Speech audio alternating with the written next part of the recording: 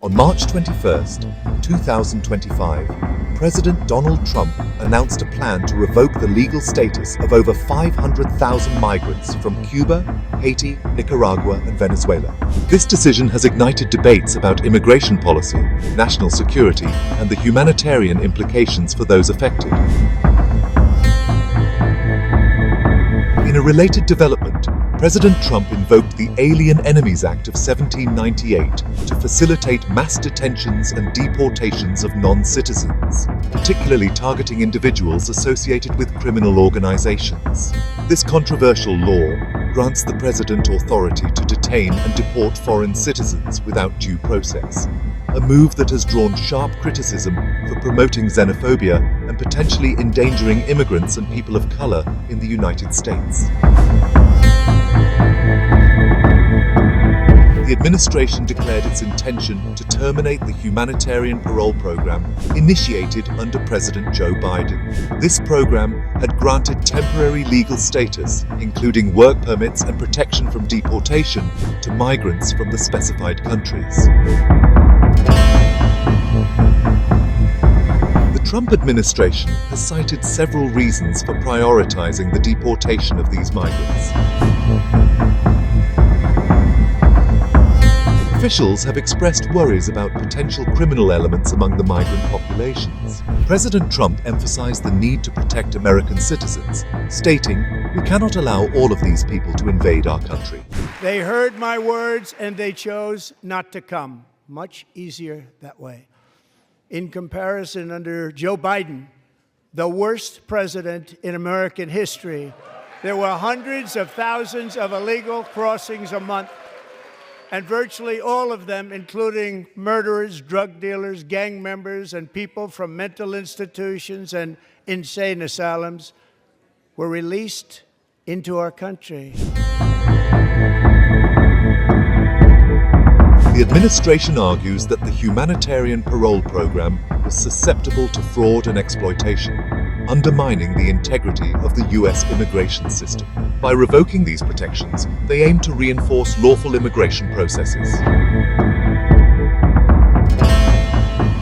The administration believes that revoking the program will allow for better allocation of resources to address other pressing immigration issues, such as processing asylum claims and enhancing border security.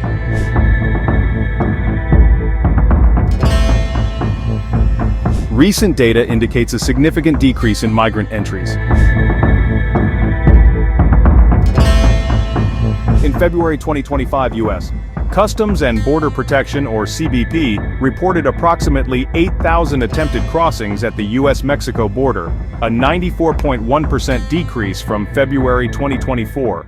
Over the past 4 years, 21 million people poured into the United States. Many of them were murderers, human traffickers, gang members, and other criminals from the streets of dangerous cities all throughout the world. Because of Joe Biden's insane and very dangerous open border policies, they are now strongly embedded in our country, but we are getting them out and getting them out fast. CBP's Office of Field Operations encountered 3,362 inadmissible aliens at ports of entry along the southwest border in February 2025, a 90% decrease from January 2025. The administration contends that a crisis exists due to the presence of criminal organizations among migrant populations, which is viewed as a direct threat to public safety. President Trump has previously expressed his stance on illegal immigration, stating that illegal immigrants should be deported immediately, with no judges or court cases.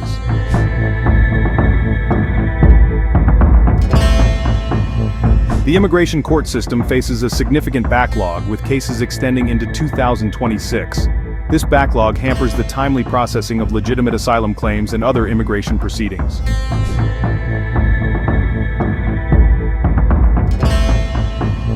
The decision has faced substantial criticism.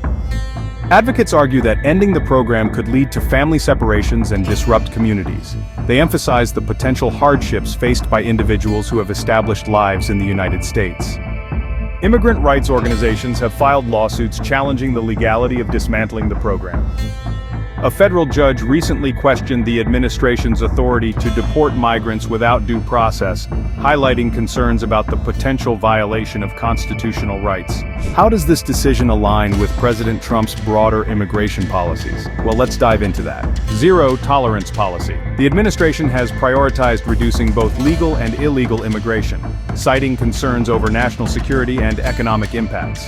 The revocation of the humanitarian parole program aligns with these objectives, reflecting a broader strategy to tighten immigration controls. Birthright citizenship. Vice President J.D. Vance defended President Trump's effort to end birthright citizenship, arguing that just because we were founded by immigrants doesn't mean that 240 years later that we have to have the dumbest immigration policy in the world. He emphasized that America should look out for the interests of our citizens first. If you're in this country illegally, start packing your bags. You go home in 6 months.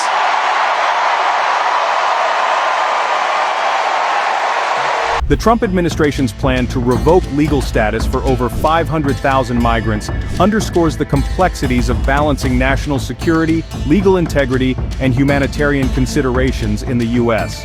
As debates continue and legal challenges unfold, the nation grapples with the implications of this significant policy shift.